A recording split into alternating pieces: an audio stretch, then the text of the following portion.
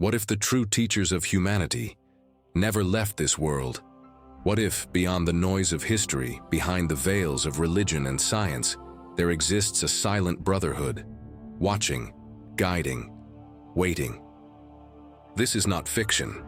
This is the very claim of Helena Petrovna Blavatsky, a woman who, in the late 19th century, stepped beyond the limits of her age and entered the living current of an ancient wisdom. Her journey to India was not a pilgrimage, it was a return.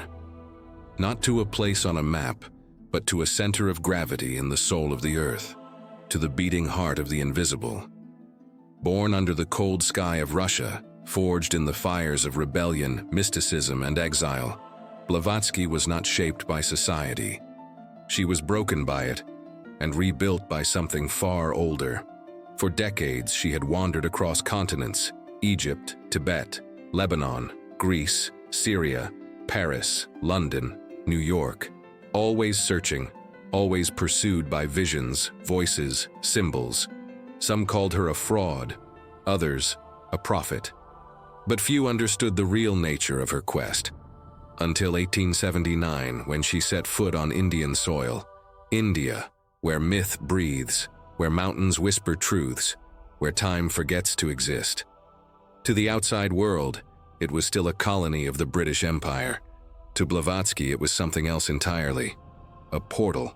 She came not as a missionary, not as an adventurer, not as a tourist. She came as one who had heard the call. And in her writings, she would later insist, the call was not metaphorical. There were beings, she said, more advanced than any professor or priest, guardians of humanity's spiritual evolution, known in ancient lore as the Mahatmas, the great souls. She claimed to have seen them, spoken with them, and India was their domain. But who were these beings? Were they physical? Were they spirits? Were they hallucinations born of intense meditation? Or were they something in between? Blavatsky never asked the world to believe her. She simply reported what she had lived, and the testimony is astonishing.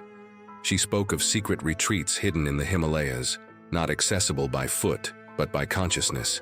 She spoke of letters materializing in locked rooms, of conversations held in dreams that left physical traces in the waking world, of teachings that defied the laws of known science, yet carried the ring of ancient reason. This was not the mysticism of folklore.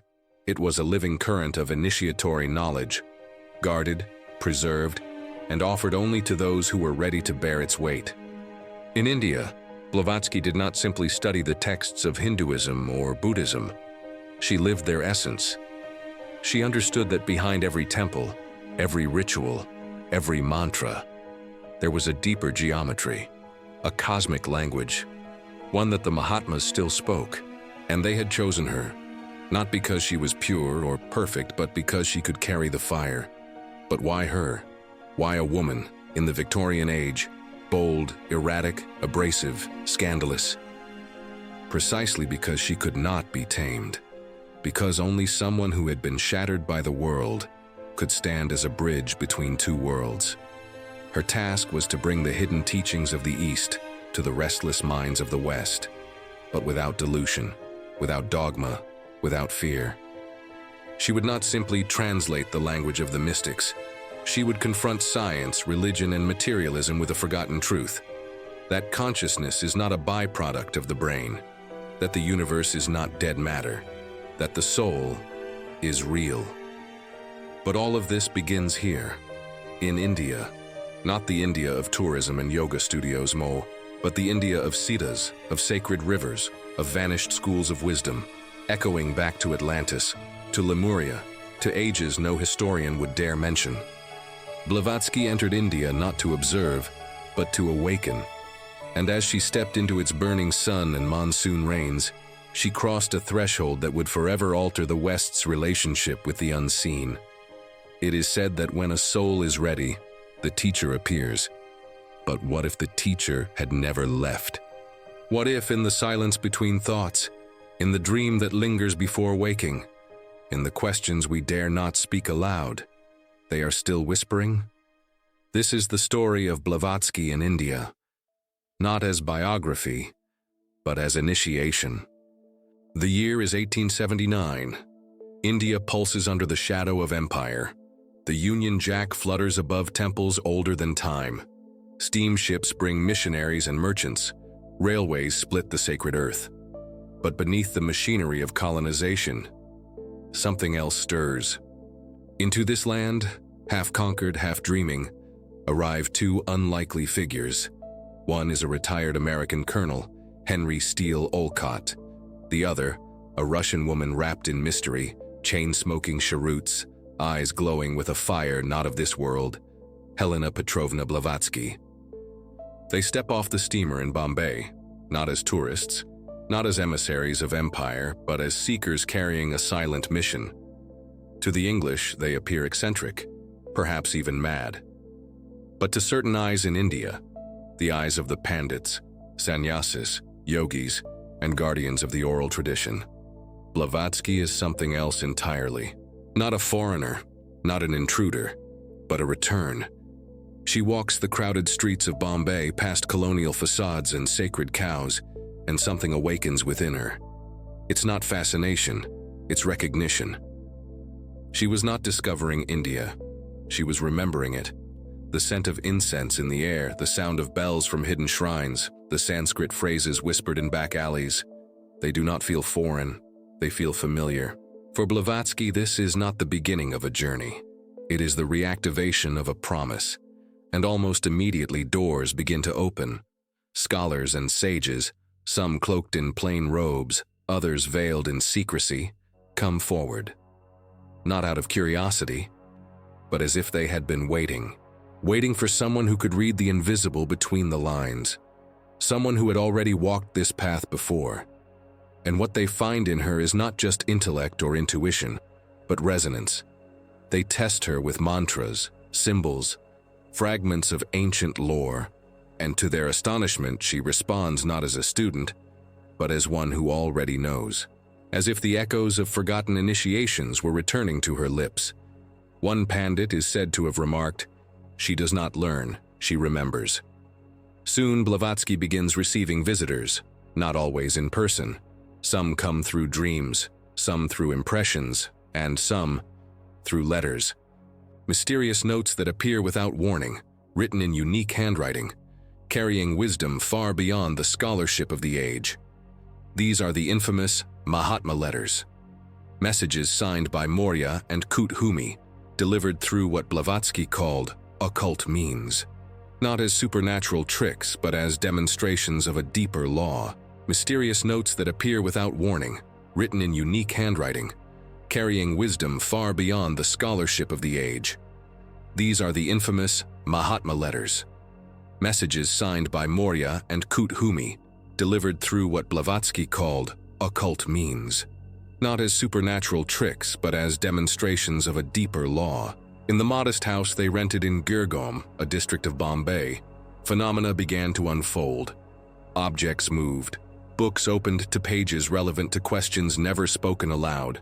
Thoughts seemed to be intercepted mid-air, but Blavatsky never claimed to be the author of these wonders. She insisted they were signs. Signs that something vast was moving behind the curtain of the visible. And the Mahatmas, they were not spirits, not gods, not ascended fantasies. They were men, perfected, evolved, hidden, living in remote parts of Tibet and northern India. They had mastered what most called miraculous, but what they considered natural. Their message was one of unity, that all religions sprang from a single source, that humanity was one family, fragmented only by ignorance. Blavatsky and Olcott began to speak openly of these teachings, and quickly, controversy erupted. The British press scoffed. Missionaries condemned them.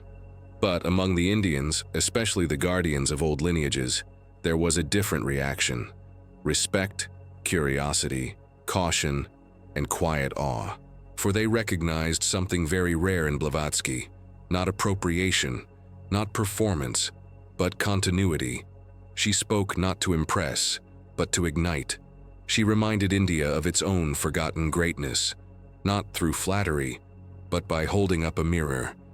"What you seek in the West," she said, "already lives in your blood." And perhaps that's why the Mahatmas had chosen her, not for her nationality, but for her capacity to withstand misunderstanding. India began to reshape her. But in truth, it was drawing out what had always been there, as if each mantra, each conversation, each sacred site peeled away a layer of illusion. And by the time she would leave Bombay to establish a spiritual headquarters in Adyar, Blavatsky had already become more than a traveler. She had become a bridge, a living link between East and West, between mystery and intellect, between the modern seeker and the ancient voice that still speaks in silence. And as the Mahatma Letters multiplied, as minds opened and critics fumed, one truth became impossible to ignore.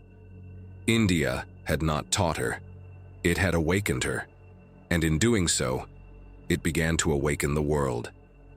In December of 1882, after 3 years in Bombay, Helena Blavatsky and Colonel Olcott boarded a train bound for the southern coast of India. Their destination was not a palace, nor a temple, but an old neglected estate near the mouth of a river. A quiet patch of land outside Madras, bathed in tropical sun and shadow. Its name was Adyar. To most, it seemed nothing more than a crumbling colonial bungalow surrounded by palms and tangled vines. But Blavatsky saw something else, a magnet, not for power, but for presence. She described the sensation upon arrival as a vibration, as if the very air hummed with a silent invocation, a calling, as if something long dormant had been waiting for her to return. The property stood along the banks of the Adyar River, slow, muddy, ancient. A river whispered about in local legend, believed to flow not only through the land, but through time. It was here, in this secluded place, that the Theosophical Society would establish its world headquarters, not just as an office, not as an organization, but as a beacon, a terrestrial outpost of a cosmic network, an attempt to create on Earth what already existed in spirit, a brotherhood of light. Adyar was not chosen at random. According to Blavatsky, its location intersected with a powerful energetic axis, a ley line, as future esotericists would call it. To her, it was a portal, a place where communication between planes was not only possible, but natural. From the moment the society settled in, phenomena began to occur. Letters would appear in sealed rooms, handwritten, folded, marked with names unknown to visitors but familiar to Blavatsky. Some arrived in mid-air. Some fluttered down from ceilings where no one had entered. Others were found inside locked boxes, behind bookcases, beneath pillows, always when needed, always with precision. They bore the signatures of Maurya, Kuthumi, and occasionally others. Beings Blavatsky referred to simply as the brothers. They spoke in direct, sober tones. Their messages were never theatrical, never filled with religious fluff. They were teachings on karma, on cycles, on the inner constitution of man, on the history of the earth and the destiny of the soul. Each letter felt less like a message and more like a map of the invisible. And so, the headquarters at Adyar quickly became something more than an administrative center. It became a crossroads. Seekers arrived from all over the world, scientists, philosophers, mystics, skeptics. Some came to witness the phenomena. Others came to feel the pulse of something that defied rational categories. And something always happened. Some spoke of hearing voices in their sleep, or seeing flashes of light from rooms with no windows. Some experienced visions or intense dreams. Others simply felt changed, as if their internal compass had been quietly realigned. But Blavatsky warned, the phenomena are not the point. They were merely effects, signs, ripples on the surface of a deeper current. Adyar was not a stage for miracles. It was a lab, a spiritual laboratory where consciousness itself was being studied, trained, expanded. Every room became a chamber of reflection. Every conversation, a kind of initiation. And though Blavatsky never claimed to be a guru, her presence held weight. People would describe her eyes as penetrating beyond appearances. She was blunt, fierce, often impatient, but to those with eyes to see, she was carrying a burden. the burden of transmitting something too large for words, too ancient for books. One visitor, a philosopher from England, wrote in his diary, "She speaks of the masters as if they stand just behind the curtain. And when she pauses mid-sentence, I swear, it feels like she's listening to them." To Blavatsky, Adyar was sacred not because of its rituals, but because it was aligned with purpose. The purpose of the Theosophical Society was not conversion. It was awakening. To teach that behind every religion lies a core of universal wisdom, that every soul is on a journey of unfoldment, from darkness to light, from form to formless, and that humanity, for all its chaos and suffering, is being guided, not by dogma, but by masters, real, conscious, selfless beings who have walked this path before us. From Adyar, letters continued to flow, instructions, warnings, insights, but never commands. The Mahatmas insisted, free will is sacred. Each seeker must choose their path. Each question must be earned.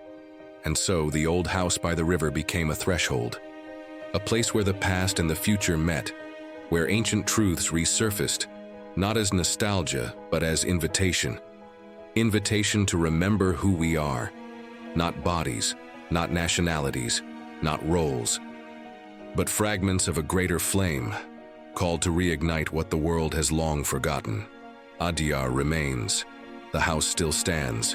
The river still flows. But what truly matters is not the structure. It is what it once channeled. A pulse, a frequency, a voice that speaks still high to those willing to listen beyond the noise. Because the headquarters of the invisible was never made of stone.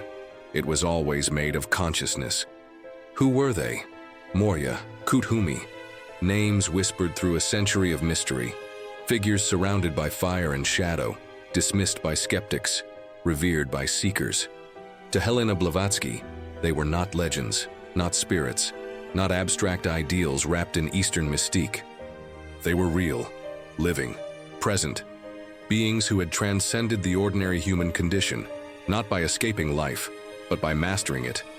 They were known as Mahatmas, a Sanskrit term meaning great souls, not because they claimed grandeur, but because they had extinguished the personal ego and awakened something far greater. They were said to live in physical bodies, remote, hidden, far from the currents of modern civilization. Yet their minds, according to Blavatsky, moved freely between dimensions, unbound by time or space. To her, Morya and Kuthumi were not distant myths. They were her teachers, her initiators, her taskmasters, and in the rarest moments, her protectors. But their lessons did not come in sermons. They came in silence, in presence, and sometimes in letters. These letters, now known as the Mahatma Letters, were not composed in ordinary fashion. Blavatsky claimed they appeared through a form of transmission known as precipitation. Thoughts materialized into matter, ideas condensed into ink and paper. Skeptics dismissed them as frauds. Scholars argued over handwriting, dates, inconsistencies. But those who read the content with open minds found something else. They discovered a philosophy vast in scope, yet intimate in tone. A cosmology that united the ancient wisdom of the East with the unfolding science of the West. A vision of human evolution not merely biological, but spiritual, with consciousness as the true vehicle of growth. The letters spoke of cycles, great epics of planetary and human development. They spoke of karma, not as punishment, but as law, a divine justice that shapes every life, every choice, every consequence. They spoke of reincarnation, not as a poetic idea, but as a mathematical necessity in the evolution of the soul. But perhaps most strikingly, they spoke of a hidden brotherhood, not of blood, not of nation, but of purpose.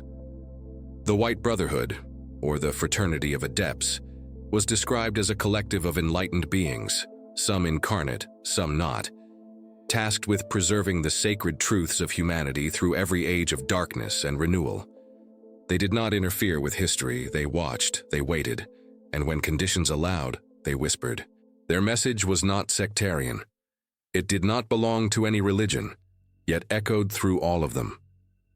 From the Vedas to the Upanishads, from the Buddha's noble path to the Gnostic mysteries, from the teachings of Lao Tzu to the fire of the early Hermetists, the Mahatmas revealed that all authentic traditions pointed to the same central truth: that man is a god in exile, and that the path home begins within. Blavatsky's contact with them, she claimed, was not constant, but it was real. Sometimes she would hear their voices in meditation. Other times she would feel their presence in dreams so vivid they shattered the boundary between sleep and waking. She described moments of bilocation, her consciousness transported, witnessing events, receiving instructions in places her body had never been. To many, it sounded impossible, but to initiates of ancient yogic and tantric traditions, it was not new. Indian Siddhas, Tibetan lamas, and mystics from every continent have long spoken of consciousness travel, of the subtle body leaving the physical shell, of dreams used as vehicles for initiation, of teachers encountered in astral sanctuaries older than any temple. Blavatsky placed these experiences at the very heart of her mission. The masters, she said, were not interested in worship. They were not gods. They were examples. Proof that the potential of man is far greater than the world dares to teach. That through discipline, service, and profound self-transformation, one can become a conscious agent of evolution. But their knowledge came with a cost. Blavatsky was ridiculed, accused of fabrication, delusion, even madness. But she never recanted. She insisted, "I have seen what I have seen. I have heard what I have heard. And I will not betray the truth to please the blindness of the world." For her, the Mahatmas were not there to prove anything. They were there to awaken something, a sleeping spark within the soul of humanity. They came not for belief, but for awakening. And their voice, though subtle, continues to echo. In symbols we do not yet understand, in thoughts that rise unbidden, in dreams that feel older than this life. Because the masters, if they exist at all, do not speak loudly. They speak like a breeze between lifetimes. And to hear them, one must be very, very still. The letters have aged, the ink has faded, but their message is more urgent than ever. In the 19th century, the words of the Mahatmas fell like thunder upon the world's slumbering spirit. They spoke of karma, reincarnation, the brotherhood of all life. To the Victorian mind, these were heresies, disturbing, exotic, impossible. But to us today, they sound like whispers of a truth we have always known and always feared. Because now, in the 21st century, we are no longer facing mere superstition. We are facing something far colder: emptiness, a crisis not of faith, but of meaning. We have mapped the brain, but forgotten the mind. We have conquered the atom but lost the soul.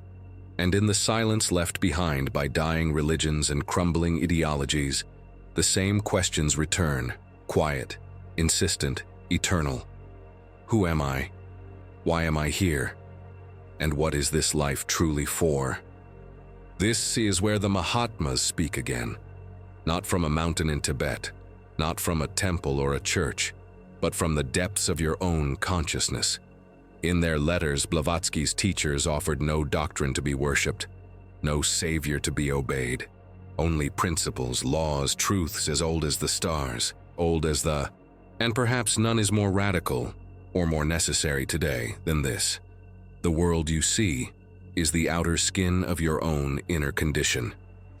What you call reality is a mirror. Your life, your relationships, your triumphs and failures are not accidents. They are reflections. Not punishments, not rewards, but consequences. Karma. Not as superstition, but as the sacred architecture of cause and effect. A law more precise than gravity, more just than any court, and more intimate than your own heartbeat. And this law tells us something both terrifying and liberating. That we are responsible, not guilty, not cursed, but responsible, for every thought, every word, every silence. In a world drowning in blame, this is not an easy truth, but it is a path to healing, because what has been created can be transformed. The Mahatmas also insisted, we are not this body, we are not this life. We are souls, travelers through time, clothed again and again in flesh and story, learning through joy, through suffering, through love and loss and memory. Reincarnation is not a fantasy of escape. It is the logic of evolution. How could the soul grow in just one brief span of years? How could a single lifetime explain the genius of a Mozart, the wisdom of a child, the burden some carry from birth without reason? Reincarnation reframes the human journey. You are not starting from nothing. You are continuing a mission centuries in the making. This idea changes everything. Suddenly, time is not your enemy. It is your ally. Failure is no longer a dead end, but a lesson carved in the stone of your eternal becoming. And success, true success, is not wealth, not fame, not applause. It is awakening. The awakening to what the Mahatmas called the one life. A life that flows through every creature, every atom, every breath, linking you to the tree, the stone, the stranger, the star. This is not poetry. It is reality, one that mystics have intuited for millennia, and that today, even science begins to glimpse through the language of quantum fields and entanglement.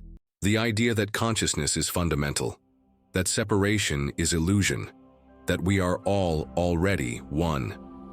And yet, we suffer. Anxiety, depression, isolation.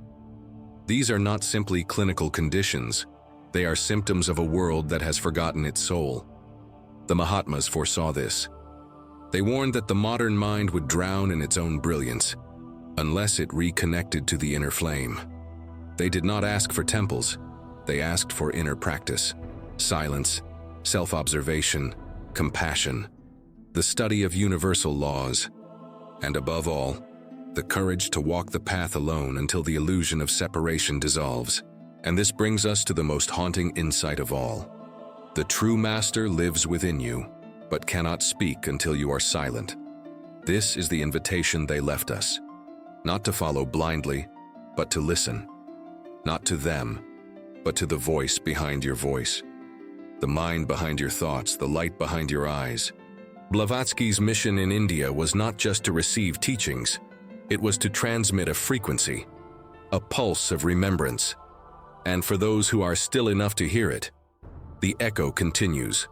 Because the wisdom of the Mahatmas was never meant to remain in letters or books. It was meant to ignite something, a fire, a hunger, a return not to dogma, but to the living mystery that beats beneath all appearances. That is why the Mahatmas said, the soul must pass through experience, not belief. And that is why India changed Blavatsky. Not by giving her answers, but by showing her the mirror. The outer world, she realized, is only a stage, a shifting theater. The real work is done within.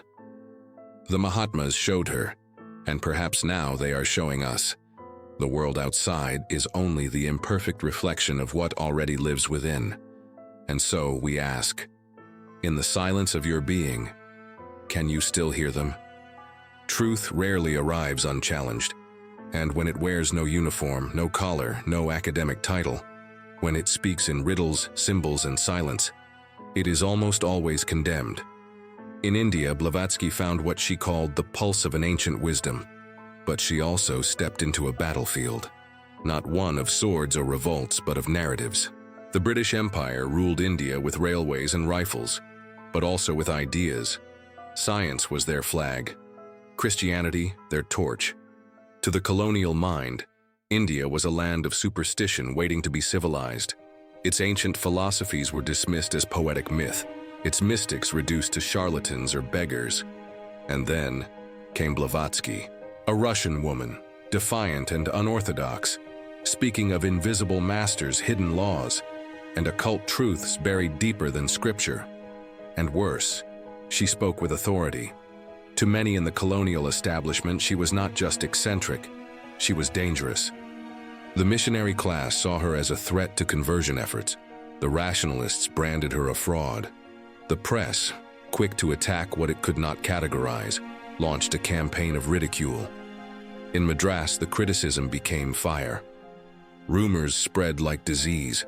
Accusations of spiritual trickery, of forged letters, of psychological manipulation. The Madras Christian College magazine denounced her as a deceiver. British officials mocked her in private letters, and headlines across colonial publications began to circle her name with suspicion. In 1885, the storm reached its peak with the Hodgson Report, a damning document from the Society for Psychical Research in London. It accused Blavatsky of orchestrating fraudulent phenomena. It questioned the authenticity of the Mahatma Letters. It painted her not as a messenger, but as a master of deception. To the public, the message was clear. The occult was a lie, theosophy, a cleverly wrapped illusion. But behind closed doors, something else was happening. As the newspapers howled, the disciples grew, quietly, steadily. Men and women from India, Europe, America, doctors, judges, philosophers, artists, drawn not by spectacle, but by the substance of what she taught. They found in theosophy something the modern world had forgotten: a synthesis, a place where reason did not kill spirit, where science and mysticism could meet, not in opposition, but in integration. And in India, this was revolutionary. For centuries, Indian spirituality had been dismissed as emotional, regressive, primitive. Blavatsky challenged that. She declared, boldly, that the Vedas, the Upanishads, the Buddhist sutras held truths more profound than Western dogma or Victorian science. She wasn't just defending the East, she was rebalancing the equation. But the world wasn't ready, and so she paid the price. Public humiliation, private exhaustion, attacks from journalists, scholars, and former friends. Her health deteriorated. Her name was dragged through courts and caricatured in cartoons, and yet, she never retracted a single claim. "Let them call me a fraud," she said. "The truth will not change because men are blind to it." And in time, her defiance became her legacy. Because the very conflict she lived is still ours. The same battle plays out today, not in Madras, but in the minds of modern seekers. We live in an age dominated by rationalism. We trust what we can measure. We believe in what we can test. And yet, something aches. Anxiety, disconnection, a spiritual emptiness that no machine can diagnose. The modern dilemma is no longer between religion and science. It is between knowledge and meaning. We have data, more than ever before, but we have lost the why. We know how to cure disease, split atoms, simulate galaxies, but we do not know how to still the soul, or how to suffer with purpose, or how to die with peace. And so we are drawn once again to the ancient voice, the voice Blavatsky tried to reawaken, not as dogma, not as superstition, but as a third path, a way of being that honors logic, without exiling mystery, a spirituality not of blind belief, but of inner experimentation, where consciousness is a laboratory, and the sacred is not confined to rituals, but lives in every moment of awareness. This is what she called occult science, not magic tricks, but the science of the soul. The West laughed, but slowly, the laughter has grown quieter, because today even neuroscience begins to touch the edges of what Blavatsky spoke of: the mind's power to shape reality, the illusion of the self, the mystery of non-local consciousness. We are arriving, through circuits and screens, at questions the ancients once asked through silence. And perhaps now, more than ever, we must ask ourselves, is the world made only of matter? Or is matter the mask of something deeper? Can science explain everything? Or must it eventually kneel before the unknowable? Blavatsky did not answer these questions for us. She simply dared to live them, loudly, dangerously, and without apology. And that is why her story endures. Because the real conflict is not in history books, it is within each of us. The mind demands certainty, the soul yearns for mystery, and somewhere between them, the master still whispers. The world has changed. The streets are filled with noise, the days pass faster. The eyes stare into screens more than into faces, and yet, the soul still waits for a moment, a silence, a signal that it is not too late to begin again. You are no longer 20. You have seen things, lost things, built and broken. Perhaps you have carried burdens without name, responsibilities, regrets, roles you never chose. But beneath all of that, something still breathes. A question, a hunger, a flicker of light behind the eyes. What now? It is here, in this very question, that Blavatsky's voice becomes clear again. Not as a mystic of another age, but as a mirror. Her path was not one of youth or naivete. She was 48 when she arrived in India. She had suffered illness, exile, and scandal. She had wandered across continents with no home, no wealth, no approval from the world. And yet, she was only beginning. Because what she carried was not a doctrine, it was a fire that only grows brighter with age if you dare to protect it.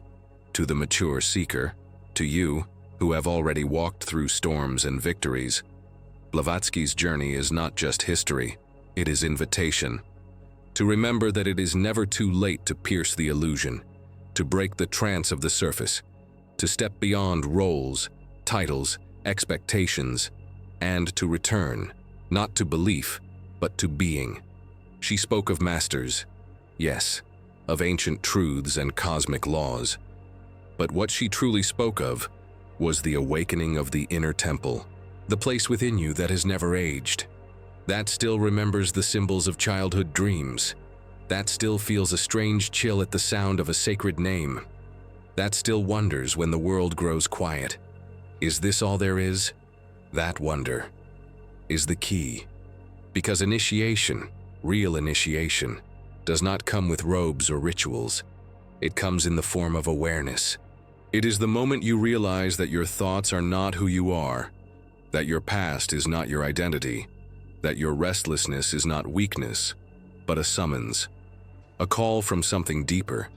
This was Blavatsky's message buried beneath controversy and legend, that each of us is a candidate for awakening, not in temples, not in monasteries, but here, in the everyday, in the pause between heartbeats, in the question that refuses to die.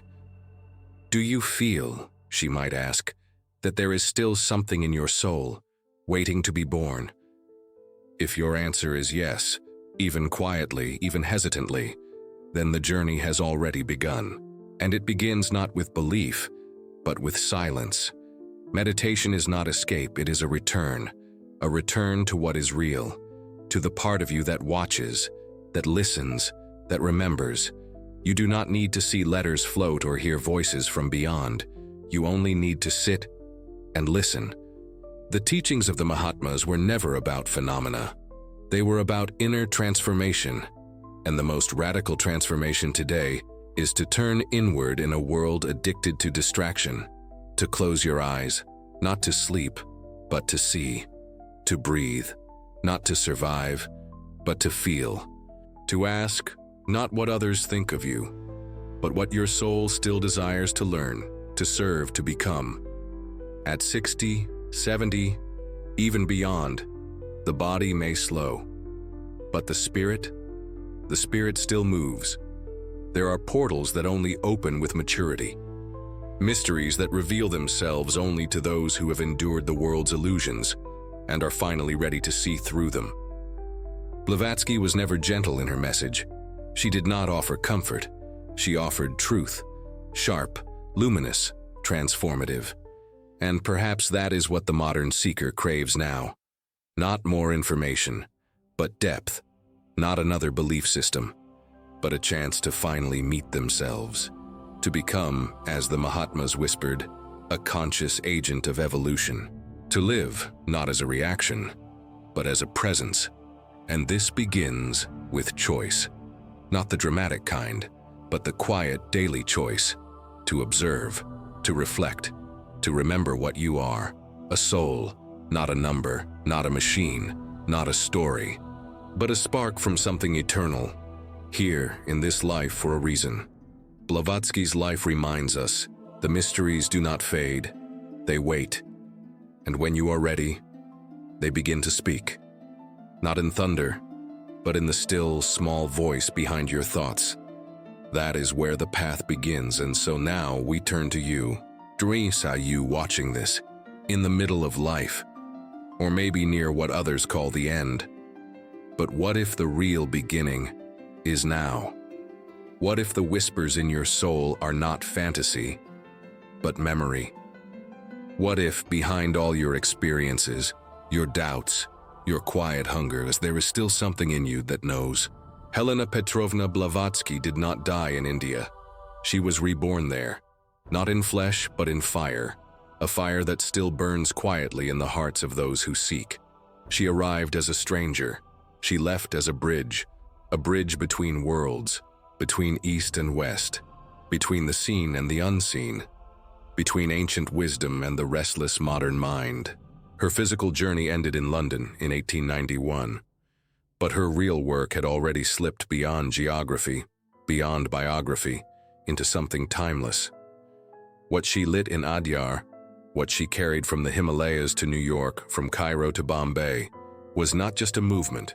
It was a frequency, a resonance that still hums beneath the surface of the world, waiting for minds brave enough to tune in. Today, the Theosophical Society still exists. Its halls are quieter now. Its influence no longer shouted from rooftops. But the truth is, Blavatsky's true legacy was never an institution. It was a reminder that there is more, that always there is more, that behind the chaos of the world, behind the headlines, the wars, the algorithms, the relentless noise, there still pulses the eternal rhythm of the one life. That rhythm is in you. It is not in the future. It is not in some secret cave in Tibet. It is here, now. The ancient East that Blavatsky traveled so far to reach, the land of symbols, silence, and self-realization, has shifted. It is no longer just a region of the world. It is a direction of the soul, a compass that turns inward, a pilgrimage through the veils of consciousness. Because in today's fragmented world, the new Orient is meaning. Not the meaning given by books or systems or borrowed beliefs, but the meaning you carve yourself in silence, in suffering, in discovery. And this is the final truth of her mission, that the masters were never only in the Himalayas. They were never limited to one place, one time, or one culture. They exist in the inner Himalayas, the sacred space within you where doubt and faith wrestle, where the questions become flames. You may never see a letter appear in midair. You may never speak with a being robed in white and light. But if you listen closely, if you allow yourself to become very, very still, you may begin to sense what she sensed, that something watches, not to control you, not to test you, but to remind you of what you are and what you came here to become, a seeker, a flame, a fragment of the divine waking up to itself. Blavatsky's life was filled with contradiction, hardship, and controversy, but it was also luminous because she dared. She dared to believe that there were truths the world had forgotten. She dared to suffer for those truths, and she dared to leave a trail, not of answers, but of portals. Portals made not of stone or symbol, but of realization. And these portals are still open. They open when you question the world. They open when you stop running from silence. They open when you realize that your deepest wound may also be your first initiation. This legacy is not about Helena Blavatsky. It is about you. It is about whether you will choose to walk the same path, not in imitation, but in courage, to become a living question, to seek not comfort but truth, to ask the forbidden, feel the forgotten, and step willingly into the mystery. And so, we arrive here, at the edge between this story and your story, between the world you know and the one that waits. Blavatsky showed that the veil can be lifted, that the wall between matter and spirit is paper thin, that we are never alone, only asleep. And when we wake, when we truly wake, we do not find the masters, we remember them, because they were always walking beside us, in symbols, in silence, in dreams we could not explain. In the book you felt drawn to but never read. In the intuition that saved you. In the moment you looked at the stars and felt for 1 second that you were not separate. That is the invitation. That is the fire. And that is why, even now, more than a century after her voice fell silent, Helena Blavatsky still speaks. Not to the crowds, but to the few. To the ones who still feel that pull. To the ones who sense that something vast is calling. A whisper through time, a door within the mind, a portal waiting. And so we end where all true paths begin. Not in answers, but in a question. The portals were opened, they were never closed. The only question is, will you have the courage to cross them?